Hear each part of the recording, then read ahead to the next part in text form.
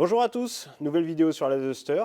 Aujourd'hui on va terminer pas mal de choses mécaniques, un petit peu de fabrication aussi. Et puis on va peut-être aller jusqu'à la démarrer.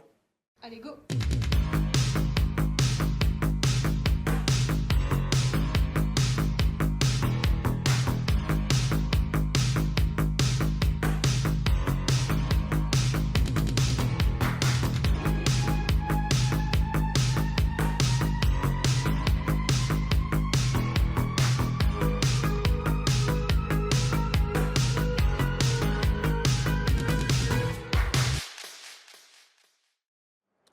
Avant d'attaquer le vif du sujet, je vais déjà vous montrer 2-3 trucs que j'ai fait off caméra, histoire d'avancer et qui n'étaient pas forcément, on va dire, très intéressantes à filmer.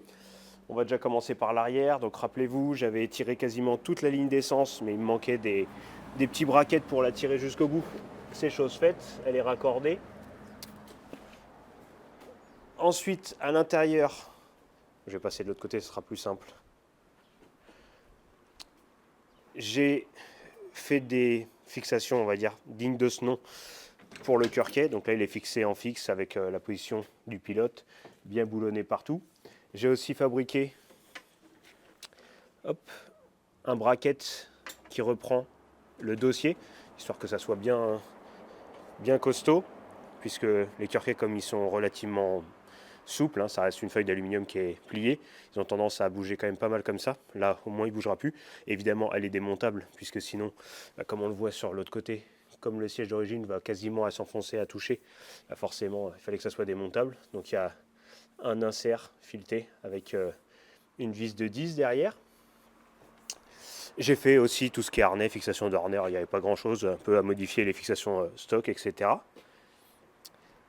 Et ensuite, j'ai pas mal bossé sur ce point-là, voilà, avec la lumière, voilà, sur ça, parce que pour ceux qui ne savent pas, mais c'est une maladie qui est relativement connue, les A-body, donc tout ce qui est Duster, Demon, Dart, Valiant, etc. Je ne sais pas trop pourquoi, est-ce que c'est parce que ici l'eau a tendance à couler directement et à toujours stagner. Et en fait, ils viennent se découper, la tôle ici vient se découper autour de la rondelle, ce qui fait que après la porte elle vient à moitié s'ouvrir puisque le téton de la clenche, mais il est plus fixé sur la tôle. Donc j'ai fait ça, on va vous mettre des photos, ça sera certainement plus parlant.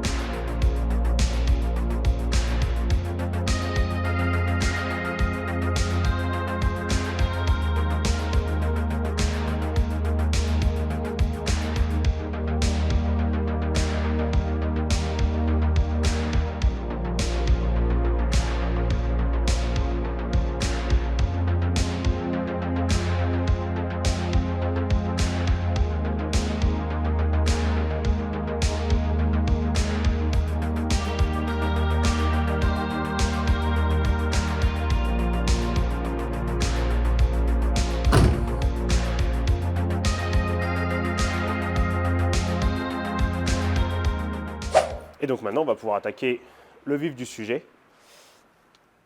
en faisant l'installation des collecteurs.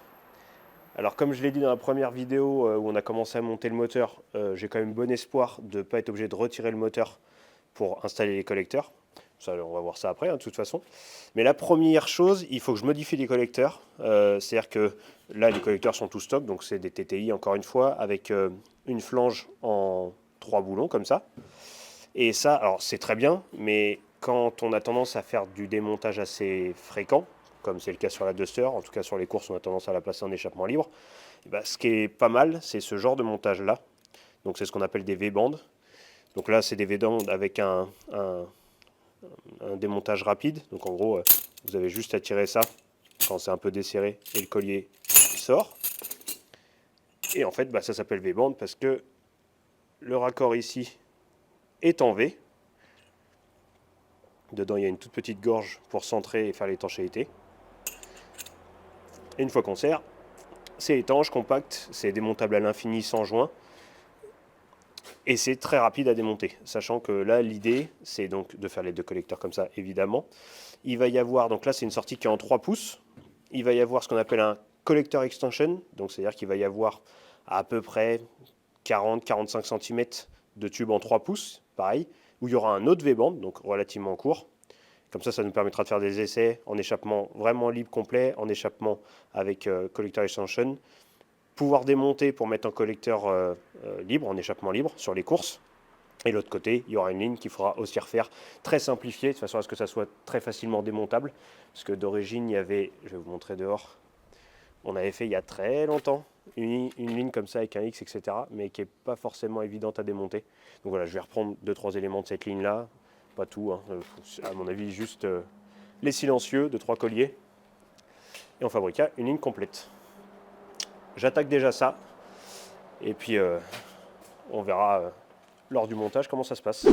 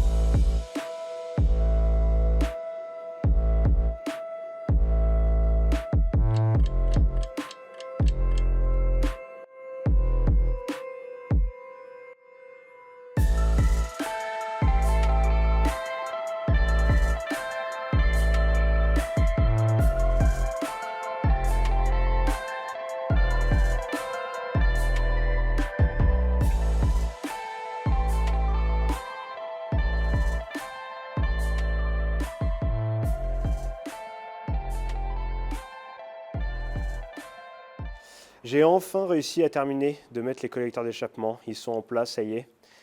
C'était compliqué, beaucoup plus compliqué que ce que je pensais. Je ne sais pas si finalement avoir mis le moteur complet m'a pas fait perdre un peu de temps, je ne sais pas. Je pense que essayer de le retirer de nouveau aurait été plus compliqué. Mais là en tout cas tout est bon. Alors, honnêtement, ce côté-là était relativement bien. J'ai démonté la barre de torsion et du dessous en la levant, là la voiture est relativement haute, hein. Il est rentré tout seul, mais alors de l'autre côté, Je pensais pas que ça allait être si compliqué. Il a fallu que je démonte la barre de torsion. Bon, ça c'était quasiment obligatoire. Puis en fait, après, il a fallu que je démonte la colonne de direction parce que ça n'allait pas non plus. Il a fallu que je lève un petit peu le moteur, mais quand j'ai mis la chèvre par là pour le lever un tout petit peu, et ben en fait, les pieds de la chèvre tapaient là où le collecteur voulait passer pour rentrer dans le sens. Donc en fait, il a. Enfin, bref, c'est en place et j'espère que ça restera un moment. Je vous dis, ça, je sais pas, il doit être 9 ou 10 heures du soir. Je pensais pas que j'allais mettre autant de temps, mais voilà, c'est chose faite. Là, je vais profiter que la voiture est relativement haute pour pouvoir faire la ligne d'échappement. Hop. Donc là, il y a les fameux connecteurs V-band qu'on a mis. Donc la ligne d'échappement va être relativement simple, hein. Ça va être une ligne quasiment tout droit. Il y aura certainement un H au milieu, donc en dessous du... Je ne sais pas trop, il faut que je voie encore. Là, pour l'instant, il faut que je présente 2-3 tubes. Et par contre, la ligne d'échappement n'ira pas très loin. En fait, elle va s'arrêter avant le pont, avec 2 petites écopes qui crachent par terre. Parce que pareil, dans un souci de facilité de démontage, quand on est sur les courses, il faut qu'en fait on puisse tomber la ligne facilement, mais aussi la remettre. Et s'il y a le chapeau de gendarme qui passe par-dessus le pont, etc., c'est vraiment trop compliqué. Donc voilà. Mais là, moi je ferai ça demain. Là, il est trop tard. J'en ai marre. Donc voilà. La suite demain pour moi.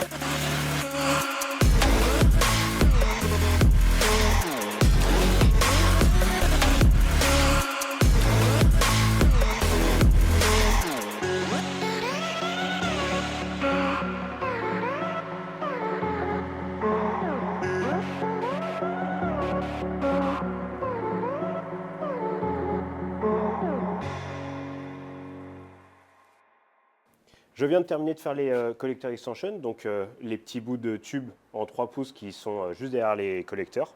Bon, vous venez de tout voir, hein, mais je vais vous montrer de plus près et vous expliquer un petit peu. Donc voilà les 2 bébés montés en place avec les V-bands. Alors là, quand on est comme ça, en mode, on va dire race, donc sans la ligne d'échappement, vient au bout des petites écopes qui sont aussi avec des V-bands, donc facilement montables et démontables, en lieu et place de la ligne d'échappement, histoire que ça crache par terre et que ça crame pas le dessous de la voiture. Donc ça, c'est les anciens de la Barracuda, mais moi sur la Cuda, je suis passé avec des tubes un peu plus gros, donc autant les récupérer. Et donc là, de la partie sortie des gaz jusqu'à la partie début de collecteur, il y a 18 pouces à peu près, donc ça fait 47 cm. Et donc pourquoi cette valeur et pourquoi faire tout ça?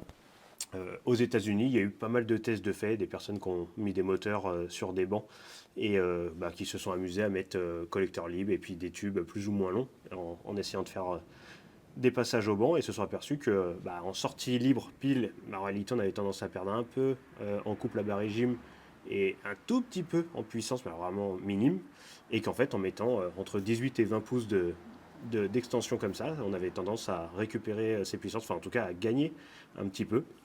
Il n'y a pas grand chose, hein, mais et en tout cas c'est à peu près partout. Alors les performances sont plus ou moins hautes fonction des moteurs, donc ça doit être une question d'acoustique dans l'échappement, etc. Mais le fait est que à peu près sur tous les moteurs, ça a tendance à être un peu plus perfo. Donc de toute manière, là, ça sera facile de faire le test, hein, si jamais un jour on fait un passage au bois, ou même sur une piste, de pouvoir retirer cette partie-là pour voir si oui ou non on termine moins vite, enfin je sais pas, on pourra faire des essais facilement. En plus, mine de rien, ici il y a une sonde à FR, et quand on est en échappement libre, évidemment, si on est pile poil sorti là, la sonde est trop proche de la sortie, et généralement les valeurs lues sont mauvaises, puisqu'en fait la sonde capte de l'oxygène de dehors, donc c'est mauvais. Là au moins avec les 18 pouces derrière, la sonde lira correctement. Donc voilà pour la partie extension.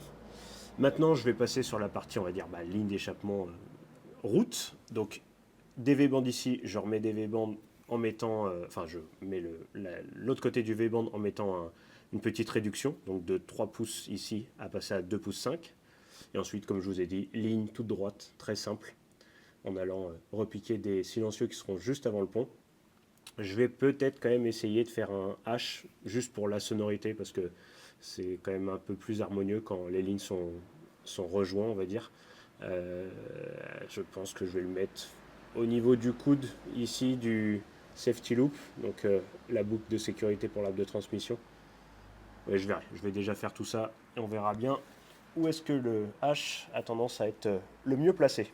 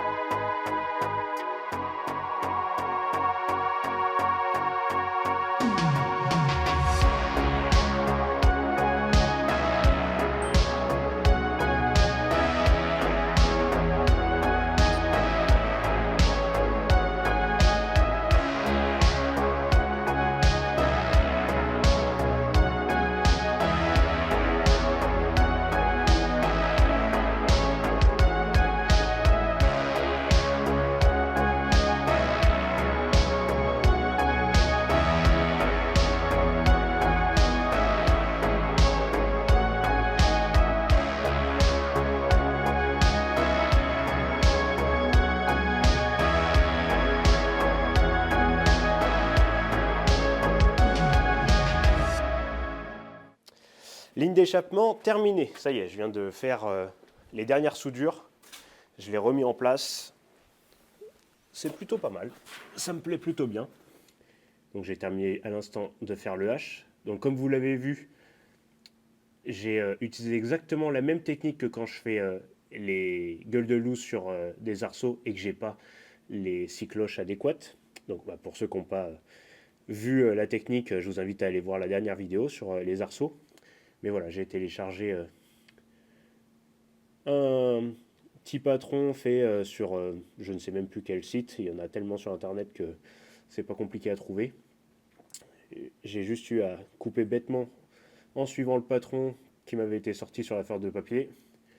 Si les cotes relevées sont bonnes, bah, ça tombe plutôt très bien. Conserver les silencieux qu'il y avait avant.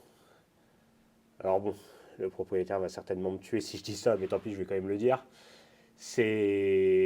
Alors, il adore le son de ces silencieux-là. C'est des Cherry Bomb, ouais, c'est ça.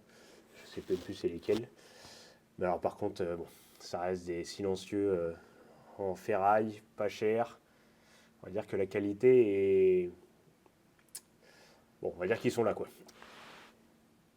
J'ai tout monté avec des brides assez basiques. J'ai rien soudé dessus parce que si jamais un jour il veut changer pour des beaux silencieux en inox, ben, on pourra facilement le faire. Et là, cette fois-ci, je ferai quelque chose d'un peu plus sérieux. Là, l'avantage, c'est que pour défaire la ligne complète, on a juste les deux écrous de chaque côté des brides à défaire légèrement, même pas complet. Au-dessus, j'ai mis sur des cylindres blocs qui sont avec des petits crochets. Donc on décroche ça au niveau des crochets. Là-bas, les V-bandes, bah, très simple à retirer. Et la ligne est par terre. Pareil pour remettre dans l'inverse. Voilà, ça présente plutôt bien. J'aurais souhaité, peut-être le petit truc, la mettre peut-être un peu plus haut. Mais malheureusement, je ne sais pas si on va bien se rendre compte, il y a très peu, on ne voit pas grand-chose, il y a très peu d'espace en fait entre le tube en 3 pouces là qui passe et la traverse de boîte. Il doit y avoir un centimètre à peu près, peut-être un tout petit peu plus. Alors j'aurais pu en effet essayer de faire un cintre direct sur la partie extension, etc. Mais en fait, la raison est simple. Hein. On a essayé de faire une ligne relativement budget. Et malheureusement, j'avais pas beaucoup de tubes d'avance. Donc on a pris avec ce qu'on avait. Et ça ira très bien comme ça. Là maintenant, je vais me remettre sur la partie, on va dire, mécanique. Alors il n'y a pas grand chose à faire, on arrive gentiment au bout. Je vais avoir tout ce qui est faisceau d'allumage au niveau des bougies à faire, mettre la tête d'allumeur, mais avant il faut que je la modifie légèrement pour pouvoir, on va dire qu'elle soit compatible avec le nouveau boîtier MSD. 2-3 fils à raccorder, voilà, des babioles. On va vous faire un petit accéléré de tout ça. Et normalement, j'espère, on se retrouve pour le démarrage.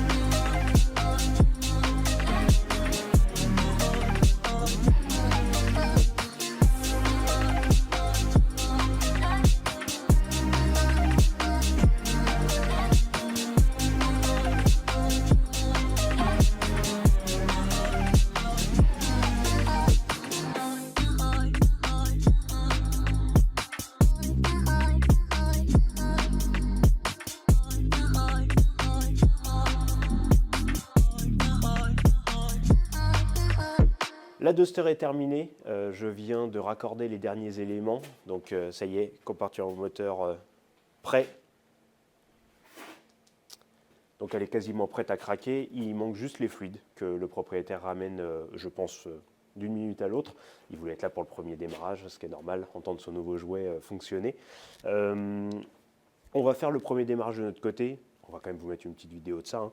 Mais sur tout ce qui est réglage, etc., je pense que je vais essayer de vous faire une autre vidéo, parce qu'il y a quand même pas mal de petits points à voir. Donc voilà, faire des basiques sur le réglage d'allumage, sur comment fonctionne le boîtier MSD, bon, même si je sais que c'est pas tout le monde qui a ça, mais voilà, vous montrer, ça peut être intéressant. Les basiques sur la carburation, voilà, ce genre de choses-là, mais on fera ça encore une fois sur une autre vidéo. Donc là pour l'instant, merci de nous avoir regardés comme d'habitude. N'hésitez pas à vous abonner si vous voulez suivre nos aventures, que ce soit sur ce projet-là ou sur un autre. Laissez-nous vos commentaires, on essaie de répondre à peu près à tout. Et sur ce, je vous dis à plus.